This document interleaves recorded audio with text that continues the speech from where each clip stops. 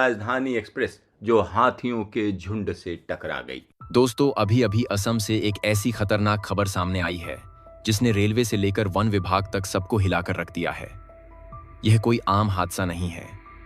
यह वह टकराव है जहां इंसान की बनाई सबसे तेज ट्रेन और जंगल की सबसे बड़ी ताकत आमने सामने आ गई है। यह कोई फिल्मी सीन नहीं है, यह असल में हुआ है, और वह भी देश की सबसे तेज और सबसे भरोसेमंद ट्रेनों में से एक राजधानी एक्सप्रेस के साथ। और जगह है असम का घना जंगल, जहां रात के अंधेरे में ना इंसान को कुछ दिखाई देता है, ना जानवर को, और वही रात का सन्नाटा अचानक खतरनाक मंजर में बदल जाता है। राजधानी एक्सप्रेस उस रात अपने तय समय पर चल रही थी। लोग अपने अपने बर्थ पर सो रहे थे। कोई दिल्ली से गुवाहाटी आ रहा था, कोई काम से लौट रहा था, कोई अपने घर जा रहा था।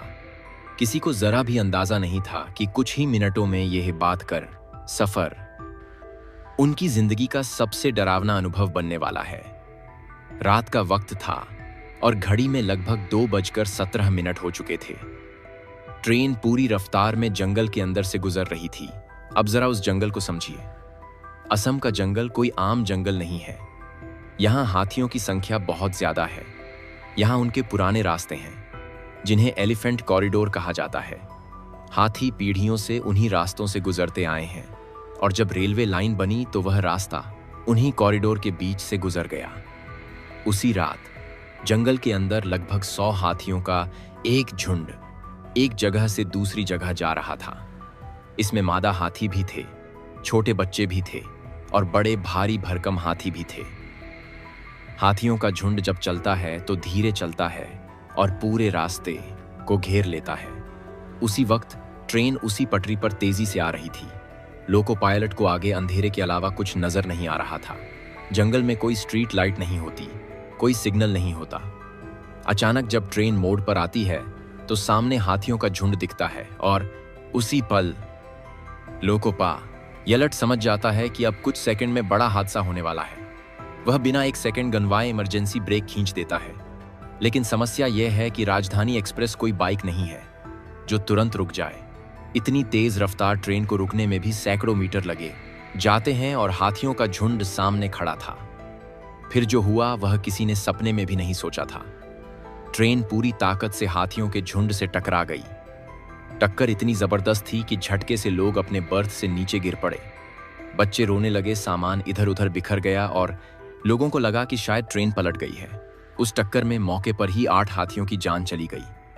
कुछ हाथी इतने बुरी तरह कुचले गए कि उनकी मौके पर ही जान चली गई। एक छोटा हाथी गंभीर रूप से घायल हो गया, जिसकी हालत बेहद खराब बताई गई। जंगल के अंदर चीख पुकार मच गई। हाथियों के झुंड में भगदड़ मच गई, और जो हाथी बच गए वह डर के मारे इधर उधर भाग गए। लेकिन सिर्फ हाथियों को ही नुकसान नहीं हुआ, ट्रेन का भी बुरा हाल हुआ। टक्कर और इमरजेंसी ब्रेक की वजह से इंजन समेत 4 से 6 कोच पटरी से उतर गए। रेल की पटरियां उखड़ गईं। डिब्बे एक दूसरे से टेढ़े मेढ़े होकर खड़े हो गए। अब जरा सोचिए, उस वक्त ट्रेन के अंदर बैठे यात्रियों की हालत क्या रही होगी। रात के अंधेरे में अचानक ऐसा झटका आना, और बाहर जंगल, चारों तरफ अंधेरा और डर। लोगों को लगा कि कहीं हाथी दोबारा हमला न कर दें, कहीं ट्रेन में आग न लग जाए। लेकिन राहत की बात यह रही कि इस पूरे हादसे में एक भी इंसानी जान नहीं गई।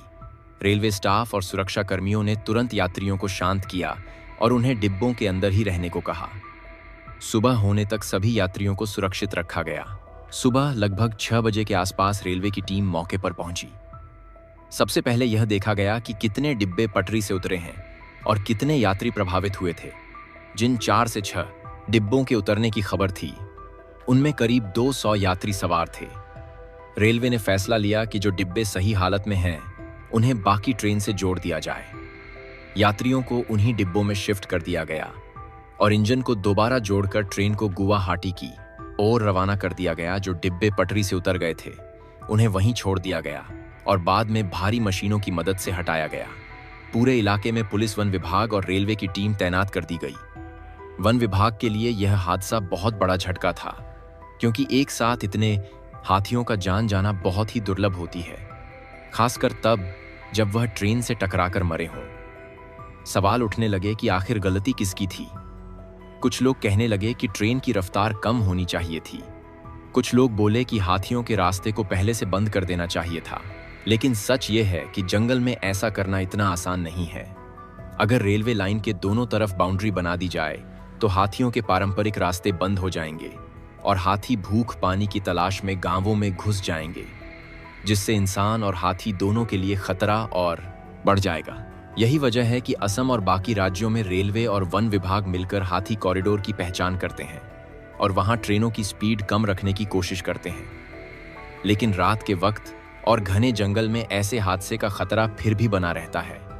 इस हादसे के बाद पूरे देश में यह बहस शुरू हो गई कि क्या हमारे विकास की रफ्तार जंगल और जानवरों से टकरा रही है। क्या हम ट्रेन चला तो रहे हैं लेकिन जंगल के नियमों को नजरअंदाज कर रहे हैं। क्योंकि हाथी कोई आम जानवर नहीं है, वह भारत की सांस्कृतिक और प्राकृतिक विरासत का हिस्सा है और उसकी एक एक जान बहुत कीमती मानी जाती है। और अब सबसे बड़ा सवाल यही उठता है कि क्या यह हादसा रोका जा सकता था या नहीं। क्योंकि जब भी ऐसी कोई बड़ी घटना होती है तो सबसे पहले उंगली उठती है सिस्टम पर, रेलवे पर, सरकार पर। लेकिन अगर गहराई से देखें तो मामला इतना सीधा भी नहीं है। असम का यह इलाका पहले से ही एलिफेंट कॉरिडोर माना जाता है, यानी हाथियों का पारंपरिक रास्ता, जहां से वह सालों से आते जाते रहे हैं और रेलवे लाइन बाद में आई है। अब हाथी कोई इंसान नहीं है जिसे सिग्नल दिखा दो या हॉर्न बजा दो तो रुक जाए। हाथी अपने झुंड के साथ चलता है और खासकर रात के वक्त जब उन्हें लगता है कि माहौल सुरक्षित है, तब वह बड़े आराम से ट्रैक पार करते हैं। इतना ज्यादा होता है कि कुछ सेकंड में उसे रोका नहीं जा सकता और यही सबसे बड़ी मजबूरी है। अगर ट्रेन और धीमी कर दी जाए तो सैकड़ों किलोमीटर तक ट्रैफिक लेट हो जाएगा और राजधानी जैसी ट्रेन का पूरा शेड्यूल बिगड़ जाएगा। लेकिन दूसरी तरफ वन विभाग का कहना है कि हाथियों की मूवमेंट की जानकारी कई बार पहले से मिल जाती है। सवाल यह है कि क्या उस रात हाथियों की मौजूदगी की कोई सूचना रेलवे को दी गई थी या नहीं। अगर दी गई थी तो क्या उस पर समय रहते एक्शन लिया गया या नहीं। यही वह बिंदु है जहां से बहस और गहरी हो जाती है। स्थानीय लोग बताते हैं कि उस इलाके में हाथियों का झुंड अक्सर दिखता है, खासकर बारिश और ठंड के मौसम में, जब हाथी पानी और खाने की तलाश में एक जगह से दूसरी जगह जाते हैं। कई ग्रामीणों का कहना है कि उन्होंने पहले भी रेलवे को इस बारे में आगाह किया था, लेकिन कोई ठोस व्यवस्था नहीं की गई। अब बात आती है तकनीक की। आज के दौर में जब एआई, कैमरा, ड्रोन और सेंसर जैसी चीजें मौजूद हैं, तो क्या हाथियों जैसे बधेजा नवरों को पहले से डिटेक्ट नहीं किया जा सकता। कुछ जगहों पर यह सिस्टम लगाया भी गया है जिसे इंट्रूजन डिटेक्शन सिस्टम कहा जाता है। यह सिस्टम ट्रैक के पास किसी भी बड़े मूवमेंट को पकड़ लेता है और तुरंत सिग्नल कंट्रोल रूम तक भेज देता है, जिससे ट्रेन को रोका जा सकता है। लेकिन सच्चाई यह है कि पूरे देश में ऐसे सिस्टम बहुत ही सीमित जगहों पर लगे हैं और असम के कई इलाकों में अब भी यह सुविधा नहीं है। अगर उस रात उस ट्रैक पर ऐसा सिस्टम होता तो शायद यह हादसा टल सकता था। लेकिन अब यह सब अगर मगर की बातें रह जाती हैं। इस हादसे के बाद सरकार ने फिर से ऐलान किया कि हाथी कॉरिडोर वाले इलाकों में ट्रेनों की स्पीड और कम की जाएगी और ज्यादा सेंसर लगाए जाएंगे। लेकिन सवाल यह है कि क्या यह वाकई जमीन पर होगा या फिर यह भी बाकी घोषणाओं की तरह फाइलों में ही रह जाएगा। अब जरा उस भावनात्मक पहलू को भी समझिए। 8 हाथियों की मौत कोई छोटी बात नहीं है। हाथी बहुत समझदार जानवर होता है। झुंड में एक दूसरे से गहरा लगाव होता है। जब एक हाथी मरता है तो बाकी हाथी कई दिनों तक उस जगह के आसपास मंडराते रहते हैं। स्थानीय लोगों ने बताया कि हादसे के बाद भी कुछ हाथी उस इलाके में वापस लौटे, जैसे अपने मरे साथियों को ढूंढ रहे हों। सोचिए, उस जंगल में उस रात का मंजर कैसा रहा होगा। सन्नाटा। यह सिर्फ एक एक्सीडेंट नहीं था, यह इंसान और प्रकृति के टकराव की तस्वीर थी। यात्रियों के लिए भी यह अनुभव जिंदगी भर न भूलने वाला था। कई यात्रियों ने बताया कि उन्हें लगा अब उनकी मौत तय है। कुछ लोग अपने परिवार को याद करने लगे थे, कुछ लोग भगवान को पुकारने लगे थे। लेकिन जब सुबह हुई और सब सुरक्षित बाहर निकले तो उन्हें एहसास हुआ कि उन्होंने मौत को बहुत करीब से देखा है। रेलवे की तरफ से यह भी कहा गया कि यात्रियों की सुरक्षा उनकी पहली प्राथमिकता थी और इसी वजह से ट्रेन को सुबह तक रोका गया। फिर यात्रियों को दूसरी बोगियों में शिफ्ट करके गुवाहाटी भेजा गया। लेकिन कई लोगों ने सवाल उठाया कि क्या यात्रियों की जान बचाने के साथ साथ जानवरों की जान बचाने की भी उतनी ही प्राथमिकता होनी चाहिए। अब यह बहस सिर्फ एक हादसे तक सीमित नहीं रही। इससे पहले भी ओडिशा, झारखंड, पश्चिम बंगाल और असम में हाथियों के ट्रेन से कटने की कई घटनाएं हो चुकी हैं। हर बार जांच होती है, रिपोर्ट बनती है और फिर मामला ठंडे बस्ते में चला जाता है। सवाल यह है कि क्या हम हर बार हादसे के बाद जागेंगे या पहले से कोई ठोस कदम उठाएंगे? क्योंकि विकास की रेल अगर ऐसे ही जंगलों से गुजरती रही और सुरक्षा इंतजाम आधे अधूरे रहे तो ऐसे हादसे आगे भी होते रहेंगे। कुछ विशेषज्ञ कहते हैं कि रेलवे लाइन के ऊपर या नीचे हाथियों के लिए अंडरपास या ओवरब्रिज बनाए जा सकते हैं ताकि हाथी सुरक्षित पार कर सकें। लेकिन यह काम महंगा है और इसमें समय लगता है और अक्सर बजट का हवाला देकर इसे टाल दिया जाता है।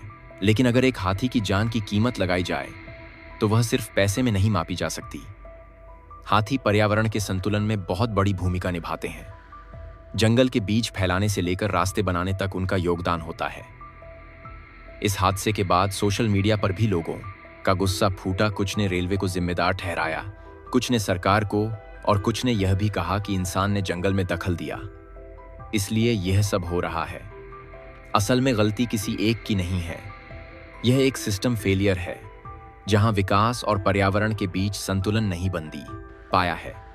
आज राजधानी एक्सप्रेस हाथियों से टकराई है, कल कोई दूसरी ट्रेन किसी और जानवर से टकरा सकती है और अगर समय रहते सबक नहीं लिया गया तो नुकसान और बड़ा हो सकता है। इसलिए जरूरत है कि रेलवे, वन विभाग और सरकार मिलकर सिर्फ कागजों पर नहीं बल्कि जमीन पर काम करें ताकि ट्रेन भी चले, जंगल भी बचे और हाथी भी सुरक्षित रहें। क्योंकि आखिर में सवाल यही है, क्या विकास इतना जरूरी है कि उसके रास्ते में जो आए उसे कुचल दिया जाए, या फिर ऐसा विकास चाहिए जो इंसान और जंगल दोनों को साथ लेकर चले?